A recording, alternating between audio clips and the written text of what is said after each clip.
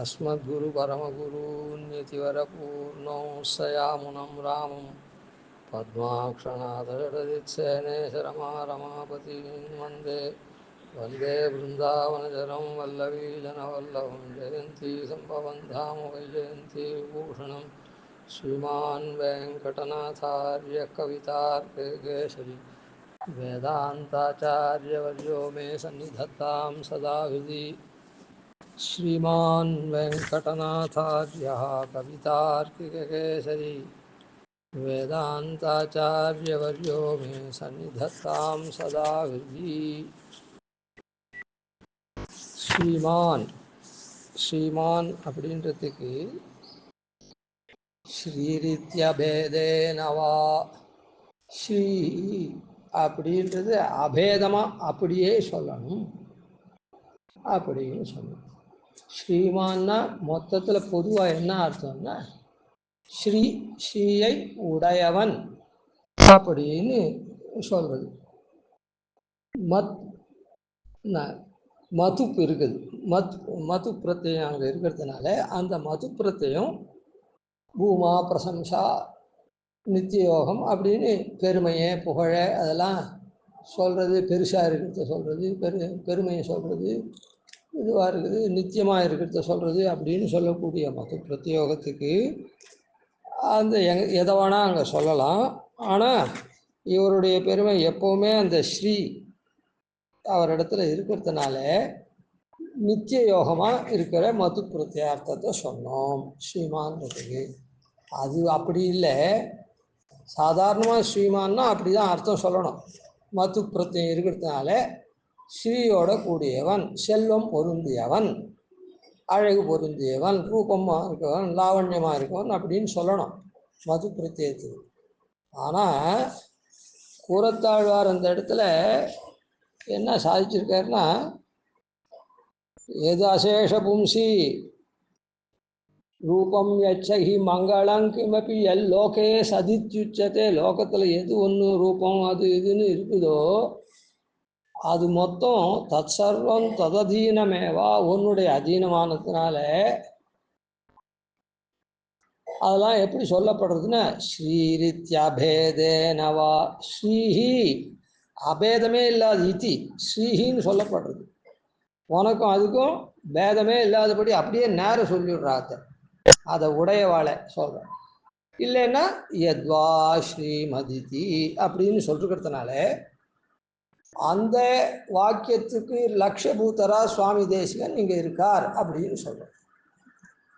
அது எப்படி சொல்ல முடியும் அப்படின்னு சொன்னால் அதுக்கு தான் சொன்னோம், யாராருக்கு என்னென்ன ஓணுமோ இங்குற்றைய செல்வமாகப்பட்டது ஒவ்வொருத்தருக்கும் பேதிக்கும், பல வகையாகப்படும். ஒருத்தருக்கே இந்த க்ஷணத்தில் ஓணுமானது அடுத்த க்ஷணத்தில் வாணாது, வேற ஒன்று வேணுமா இருக்கும். வாணாதுன்னு சொல்ல வேண்டாம், வேற ஒன்று வேணுமா இருக்கும். அதனால் இங்குற்றைய நாளில் பகவத் கைங்கரியம், அதனால் இவனுக்கு எதுவாக இருந்தாலும் இதுக்கு மேலே ஒரு சோத்தியம் நடுவில் வந்துட்டே இருக்கும். அது எல்லாத்துக்கும் சொல்லிட்டு இருக்க முடியாது, இருந்தாலும் அந்த சோத்தியத்தை சொல்கிறேன். இந்த இடத்துல இங்கே ஒவ்வொருத்தருக்கும் அந்த மாதிரி பலன்கள் தேவை. அதுக்காக சுவாமி தேசிகன் அத்தனையும் பிராட்டி எப்படி மூஷா குணகணாம் அப்படின்னு சொல்கிற மாதிரி இருக்காளோ அது போல் சுவாமி தேசிகனும் இருக்கார். அதனால் அந்த கிரந்தத்தில் காமிக்கிறார். ஏன்னா அவர் அருள்ன்றபடிக்கு அதுதான் நேற்று உதாரணமாக சொன்னோம். இப்போவும் அவாவா ஆச்சாரியாள்கிட்ட போய் அவாவா எனக்கு வயிற்று வலி போகணும், பொண்ணு கல்யாணம் ஆகணும், பிள்ளை கல்யாணம் ஆகணும், பேரன் பிறக்கணும், பேத்தி பிறக்கணும், அந்த பேரனுக்கு ஸ்கூல் சேரணும், வேலை கிடைக்கணும், இப்படின்னு பலது கேட்டுருக்காளே, எல்லாத்தையும் உடனே ஆச்சாரியால் என்ன பண்ணுறா, அனுகிரகம் பண்ணுறா, உனக்கு நடந்துடும் அப்படின்னு சொல்லிட்டு அது நடக்கிறது. அப்படின்னா அதுக்கெல்லாம் காரணம் இந்த தேசிகனுடைய இதுதான். அதனால் அந்த தேசிக ஆச்சாரிய சார்போமராக இருக்கார், அவர் அந்த குணங்கள் மொத்தத்தையும் அப்படியே உடையவராக இருக்கார், குணங்களாகவே இருக்கார் அப்படின்னு சொல்லி அவரை ஸ்ரீ அப்படின்னு சொல்லி அதுக்கு மேலே மத்வத்தியத்தை மது பிரத்யேகத்தை ஸ்ரீமான்னு சொல்லியிருக்குது அப்படின்னு அது அது நித்திய யோகத்தை என்னாலும் அது அவருக்கு வந்தேறி இல்லை அப்படின்றதுக்காக அந்த மாதிரி சொல்றது அப்படின்னு சொல்ற. இந்த விஷயங்கள் பெருமாளை ஸ்ரீமான்னு சொல்ல சேவே கூட உண்டு. பெருமாளை ஸ்ரீமான் சொல்ல சேவே கூட இந்த குச்சோத்தியங்கள்லாம் உண்டு, மந்த சோத்தியங்கள்லாம் அந்த இடத்துலையும் அது. இப்போ அதுக்கு ஒரு உதாரணம் சொல்றேன். இப்போ ஆத்மா இருக்கு. ஆத்மா வந்து ஞானத்தை உடையவன். ஆனா அவனை ஞானம்னு சொல்றது, அவன் ஞாத்தா, அறியறவன் அவன். ஆனா அவனை ஞானம்னு சொல்றது உண்டு. அதுக்குதான் சூத்திரக்காரரே என்ன சொல்றார், தத்குணசாரத்வாத்து தத்வபதேசா பிராக்ஞவத். அதாவது உதாரணத்தை முதல்ல சொல்றேன். ஒரு சக்கரை பக்ஷியம் இருக்குது. பக்ஷணம்ன்ற சப்தம் சாது இல்லை, பக்ஷியம்னு தான் சொல்லணும்.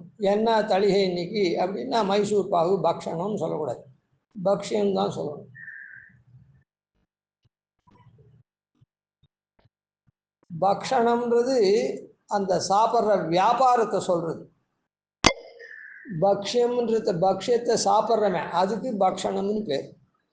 அதனால சாதாரண லோகத்தில் பக்ஷணம்னு சொல்கிறோம். இப்போ அது மாதிரி பிரசங்காத்து வரைச்சு அதுக்கு பக்ஷியம் தான் சரியான பதம், பக்ஷணம்ன்றது சரியான பதம் இல்லை. அது சாப்பிட்ற விஷயம் அது. சரி, இந்த இடத்துல ஒரு மைசூர் பாகு இருக்கு, ஒரு ஜாங்கர் இருக்கு, ஏதோ இருக்கு. ஒன்றுத்துக்கு 4 பங்கு சர்க்கரை போட்டுட்டான்னு வச்சுக்கோ. அதை என்ன சொல்லுவான்னா ஒரே சர்க்கரை தான் அப்படின்னு சொல்லுவார்கள். அதில் அந்த சர்க்கரை மேலீட்டுனால அதுக்கு உண்டான மாவோ, அதாவது உளுத்தம்பருப்பு வகைராவோ கடலைப்பருப்பு வகைராவோ வச்சுக்கோங்க, ஏதோ ஒன்று, அந்த நெய்யோ அதுவோ இதுவோ எதுவுமே இல்லாத அதெல்லாம் எங்கேயோ உள்ள போயிடும். ஒரே சர்க்கரை, அதாவது சர்க்கரை மயமாக இருக்குது அது, அதான். ஆனால் அதை ஒரே சர்க்கரைன்னு உபதேசம். காரணம் என்னன்னா, சாதாரண சர்க்கரையை சாப்பிட்டா கூட அவ்வளோ இனிப்பு இருக்காது, அது அவ்வளோ திகட்டும். சர்க்கரையை ஒரு பிடி வாயில் போட்டுண்டு சாப்பிட்றவங்க கூட, வெறுமையே கல்கண்டுலாம் போட்டுக்கிறோன்னு அது மாதிரி சர்க்கரை போட்டு சாப்பிட்றவங்க கூட அந்த பக்ஷத்தை நன்னா சாப்பிடலாம், அது இருக்கிறபடி இருந்ததுன்னா. ஆனால் அது ஒரு 1க்கு 2 பங்குக்கு 4 பங்கு அதில் சர்க்கரை ஏறிடுச்சுன்னா இந்த வெறும் சர்க்கரையை காட்டிலும் அது ஏகமாக திகட்டும். வெறும் சர்க்கரை யாருன்னா சாப்பிடுவாள, பொதுவாக சாப்பிட முடியும், ஆனால் அதுக்குன்னு அதையே பக்ஷணம் பண்ண மாட்டான். ரைட், இருக்கட்டும், அதை சாப்பிடலாம். ஆனால் அதை அள்ளி போட்டுட்டாக்கா அதை சாப்பிடவே முடியாது, இதை காட்டிலும் அது திகட்டும்.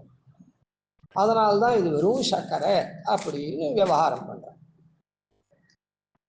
இது என்ன, ஒரு சர்க்கரையை காட்டிலும் அந்த அள்ளி போட்ட சர்க்கரைக்கு வந்து இன்னும் அதிகமான தித்திப்பு இருக்குமா அப்படின்னு ஒரு சந்தேகம் இருந்ததுன்னா, இப்போ ஜலத்தை கொதிக்க வைக்கிறோம். ஜலத்தை கொதிக்க வச்சா அதனுடைய கொதி நிலை அப்படின்னு சொல்ற அந்த பாயிலிங் பாயிண்ட் இருக்குது, அது 100 டிகிரி. அந்த ஜலத்தோட வேற எதனா கலந்து விட்டோம்னா அந்த பாயிலிங் பாயிண்ட் 200-300 டிகிரி கூட போகும். சாதாரண ஜலம் கொதிக்க வச்சா கொதிக்க ஆரம்பிக்கிச்சு 100 டிகிரி வரும். அந்த 100 டிகிரி வந்தாவிட்டு அதுக்கு மேலே ஏறவே ஏறாது. எவ்வளோ நாள் கொதித்தாலும் அந்த ஜலம்தான் ஆவியாக போய் குறைஞ்சிட்டே போகுமே தவிர, ஆனால் டிகிரி ஏறவே ஏறாது, 100 டிகிரிக்கு மேலே ஏறாது. ஆனால் அதே வந்து புளியோ உப்போ அதுவோ ஏதோ ஒன்று போட்டு அதை கொதிக்க வைக்கச்சு அந்த கொதி நிலையே வேற, இந்த 100க்கு மேலே போயிடும். அதுபோல இந்த சர்க்கரை 4 பங்கா வேற ஒன்றுத்துல டப்பா பூரா சர்க்கரை அதுலேருந்து எடுத்து சாப்பிடுச்சு, அது சர்க்கரையினுடைய இனிப்பு தான் இருக்கும். எத்தனை நீ இப்படி எடுத்து அள்ளி சாப்பிட்டாலும். ஆனால் இது வேற ஒரு பதார்த்தத்தோடு அதிகமாக அதுக்கு சேர வேண்டிய அளவுக்கு மேலே சேர்ந்துருக்கிறதுனால அது சர்க்கரையினுடைய இனிப்பை காட்டிலும் மிகுதியாக போய் சகட்டும். ஆனால் இது ஒரே சர்க்கரை, என்ன பக்ஷன்னே தெரியல இது அப்படின்னு விவகாரம் போல. அது உதாரணத்துக்கு சொன்னேன். இப்போ பிராக்ஞனாக இருக்கக்கூடிய எம்பெருமான் இருக்கான, சர்வஜனாக இருக்கக்கூடிய எம்பெருமான் அவன் ஆனந்தமயனானத்தினால அவனுடைய ஆனந்தம் கணக்கில்லாத படிக்கப்பட்டிருக்குது. அந்த ஆனந்தத்தை அவன் உடையவனானதுனால அவனை ஆனந்தன் அப்படின்னு சொல்லப்படுது. அவனை ஆனந்தம்னு சொல்லப்படுறது உபனிஷத்துல. அதுபோல ஜீவனையும் ஞாதா ஞானவான் அப்படின்னு சொல்லச்சேயும் ஞானம்னு ஜீவனுக்கும் விவகாரம் உண்டு. அதனால இந்த இடத்துல ஸ்ரீமான் அப்படின்னு சொல்லியிருந்தா கூட ஸ்ரீ அப்படின்னு பிராட்டி அந்த செல்வத்துக்கு உண்டான பேர் அப்படியே இவருக்கு சொல்லி அதுக்கப்புறம் மது பிரத்யமும் இருக்குது அப்படின்றது. ஏன்னா அவர் எப்படி பிராட்டி குணகணான்ற மாதிரி குணமாகவே இருக்காளோ அதை போல் இவரும் அந்த ஸ்ரீயாவே கைங்கரிய ஸ்ரீ. இப்போது இதில் இன்னொரு சந்தேகம் நடுவில் சொன்னது, இதனால் நிறுத்தப்பட்டிருக்கு. இந்த மாதிரி இவன் எதுக்கோ பிள்ளை வேணும், அது வேணும், வேலை வேணும், வயிற்று வலி போகணும் இப்படின்னே கேட்டுருக்கானே இங்கே அப்படின்னு சொன்னால், சரீர ஆரோக்கிய அர்த்தாம்ச போகான் செய்வான்னு சொல்லிருக்கிறதுனா அதெல்லாம் இதில் சேர்ந்து போகிறதுன்னு அர்த்தம். அதில் ஒன்றும் சந்தேகம் இல்லை. அது எப்படி அது பகவத் கைங்கரியத்துக்காகவும் அங்கே வைகுண்டத்தில் பண்ணக்கூடிய கைங்கரியத்துக்கு அடிச்சோடாகும்னா இது பல இடத்துல சொல்லப்பட்டிருக்கு. இந்த இடத்துலையும் ஞாபகப்படுத்துகிறேன். அதாவது நல்ல பதத்தால் மனை வாழ்வர் கொண்ட பெண்டிர் மக்களே அப்படின்னு ஆழ்வார் சொல்லிருக்கு. இந்த 10 பாட்டில் தெரிஞ்சின்றவாள் நல்ல பதத்தால் மனை வாழ்வர் கொண்ட பெண்டிர் மக்களே அப்படின்னு சொன்னார். அந்த நல்ல பதத்தால் மனை வாழ்வர் கொண்ட பெண்டிர் மக்களேன்னா அதுக்கு அர்த்தம் வாயுனன் மக்களை பெற்று மகிழ்வரே அப்படின்னு ஆண்டாள் சொல்லிருக்கா. அதை பார்த்துக்கணும். அந்த வாயுனன் மக்களை பெற்று மகிழ்வரேன்னா நல்ல மக்களை பெற்று நல்ல வாழ்க்கையோடு கூட மக்களை பெறான்னு இருக்குது. அதுக்கு இன்னும் கொஞ்சம் விவரணம் வேணும்னா மாயன் மணிவண்ணன் தாழ் பணியும் மக்களை பெறுவர்களே பெரியாழ்வார்.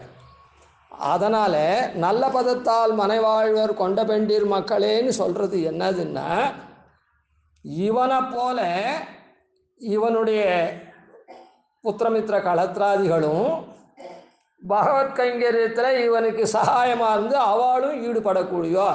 முயற்சி சுமந்தெழுந்து முந்துத்த நெஞ்சே இயற்றுவா எம்மோடு நீ கூடினர். நெஞ்சை பார்த்து நீ என்னோட கூட பெருமாளை செய்வான. அந்த மாதிரி இந்த பந்து வர்க்கங்கள் மொத்தம் பகவத் விஷயத்தில் இவனுக்கு உபகரிக்கும் அப்படின்னு அர்த்தம். அப்படி இல்லாத போச்சுன்னா அடுத்த பாசுரத்திலே சொல்கிறேன். கொண்ட பெண்டிர் மக்களுற்றார் சுற்றத்தவர் பிறரும் கண்டதோடு பட்டதல்லால் காதல் மற்ற யாதும் இல்லை. இதெல்லாம் ஒன்றும் பிரயோஜனம் இல்லை. அதாவது இந்த பகவத் அனுபவத்துக்கு அனுகூலமாக இல்லாத கொண்ட பெண்டிர் மக்கள் உற்றார் எல்லாம் ஏதோ காதல்னால என் பொண்டாட்டி என் பிள்ளை இது அப்படின்னு ஒவ்வொருத்தரும் அல்லாடின்னு இருக்கானே தவிர அதெல்லாம் ஒன்றும் பிரயோஜனம் இல்லைங்க. அதனால் மாயன் மணிவண்ணன் தாழ் பணியக்கூடியவாளாக இருக்கிறது நல்ல பதத்தால் மனை வாழ்வர் அப்படின்னு சொன்னேன். அப்போது கொண்ட பெண்டிர் மக்கள் இடத்துல ஆசை இருக்கவனும் சரி, லௌகீகமான ஆசை இருந்தாலும் சாம்சாரிக ஆசை இருக்கவனும் சரி, கொண்ட பெண்டிர் மக்களில் பகவத் கைங்கரிய பகவத் பாவத் ஆச்சாரிய கைங்கரியத்துக்கு ஈடுபடுறான்னு சொல்லிவிட்டு அவள் இடத்துல இந்த மாதிரி நன்ன உறவாடி இருந்தாலும் சரி, எப்படியா இருந்தாலும் அவளை காக்கிறதுன்றது 2 பேருக்கும் துல்லியமான காரியம். எல்லாம் திரவிய சம்பாதனம் பண்ணணும். அவளுக்கு வேணுமானதை ஆடை ஆபரணம் அணிகலன் வீடு வாசல் எல்லாம் வாங்கணும். இப்போ 2 பேருக்கும் இப்போ என்ன அதில் வித்தியாசம்? இதெல்லாம் பகவத் கைங்கரியத்துக்காக, பகவத் கைங்கரியம் நன்னா நடக்கிறதுக்காக ஏற்கனவே சொல்லியிருக்கேன். மறுபடியும் அது சுவாமி வாக்கியமானதால மறுபடியும் சொல்கிறேன். ஆம்டியா வந்து வைரத்தோடு வைர மூக்குத்தி ஓணும் அப்படின்னு கேட்டால் வாங்கி தரலாம். ஏன்னா பெருமாளுக்கு தளிகை சமர்ப்பிச்சு நன்னா பளபளன்னு போட்டு தளிகை சமர்ப்பிக்கணும். அதனால் அதுக்கு பாங்காக இருக்கக்கூடியதாக அந்த முகம் நன்னா இருக்கக்கூடியதுக்காக வாங்கி தரோம் அப்படின்னா அது சரி. எங்கள் ஆம்டியா பளபளான்னு இருக்கணும், மற்ற அவளுடைய காட்டிலையும் வசதியாக இருக்கணுன்றதுக்காக நான் வாங்கி போட்டேன்னு சொன்னால் அது தப்பு. பண்ணுற காரியம் ஒன்றே தான், இந்த பாவனை தான் வேறு. சரி, இது பல 100 தடவை சொல்லியிருக்கேன், இந்த இடத்துல ஞாபகப்படுத்து. அதனால் சுவாமி தேசிகன் என்ன பண்ணுறார், இங்குற்றைய நல்வாழ்வுக்கும் அருள்றார் அவருடைய கிரந்தத்தில். அதுதான் ஒரு சீர்மை. கேவலம் மோட்சத்துக்கு மாத்திரம் இல்லை, வானேற போமளவும். அதுதான் அந்த தேசிகன் வழியாக நாம் ஞானம் பெற்று நாம் அந்த மாதிரி பண்ணோன்னா, அந்த சரணாகதி அவருடைய கிரந்தம் மூலமாக தெரிஞ்சுட்டு பண்ணோன்னா நமக்கு இங்குற்றை வாழ். அதனால் அவர்கிட்டேந்து நமக்கு வந்ததுன்னா எப்படின்னா, ஒரு காலம் குறைவில்லாத நாமும் நித்தியமாக இருக்கும். இந்த ஒரு சரணாகதி பண்ணிட்டதுனாலேயே இன்னிலேருந்தே பெருமாள் கைங்கறி நமக்கு ஆரம்பிச்சுடுறது. இன்னிலேருந்தே பெருமாள் கைங்கரியை நமக்கு அவளுக்கு தகுந்த மாதிரி அந்த பெருமாள் கைங்கறி இங்கேயே ஆரம்பிச்சுடுறது. எப்படி ஆள வந்தார் ஒரு அஞ்சலியை பெருமாள் இடத்துல பண்ணால், சுபானி புஷ்ணாதி நஜாத்துஹீயதே ததைவ முஷ்ணாத்தி அசுபானி அசேஷதா. அந்த க்ஷணத்திலேயே எல்லா பாபங்களும் அசுபங்கள்லாம் போயிடுறது. சுபானி புஷ்ணாதி, சுபங்கள்லாம் மேலே மேலே மேலே மேலே புஷ்டியாக வளர்ந்துட்டே இருக்குது. நஜாத்து ஹீயத்து, ஒரு போதும் குறைவில்லை. அந்த மாதிரி தேசிகனுடைய கிரந்தம் இருக்கிறதுனால ஸ்ரீ அப்படின்னே சொல்கிறோம். அதான் அது எப்பவும் நித்தியமாக இருக்கிறதுனால, என்றைக்குமே இது இருக்கிறதுனால அது மது பிரத்தியமும் அங்கே போட்டிருக்கும். அதனால் ஸ்ரீன்னு சொல்கிறதும் விசேஷம்தான். அதுக்கு மேலே மது போட்டாலும் அந்த ஸ்ரீ உடையவர், அதனால் ஏதோ கொஞ்சம் கம்மின்னு அர்த்தம் இல்லை, ரெண்டுமே அது பொருந்தும். அதனால் ஸ்ரீமான் வெங்கடநாத்தாரியெல்லாம் நாளைக்கு சேவிக்கலாம். கவிதார்க்கிக சிம்ஹாய கல்யாண குணசாலினே ஸ்ரீமதே வெங்கடேஷாய வேதாந்த குரவே நமः. ஆதிவன்ஷடோபாதீன் யதிவர்யான் பஜே நிஷம் ஸ்ரீரங்கபூர்வஷடஜித்யதீசானபதாஸ்ரீம் ஸ்ரீவத்சம்சலகம் வந்தே ஸ்ரீகிருஷ்ணதேசிகம்.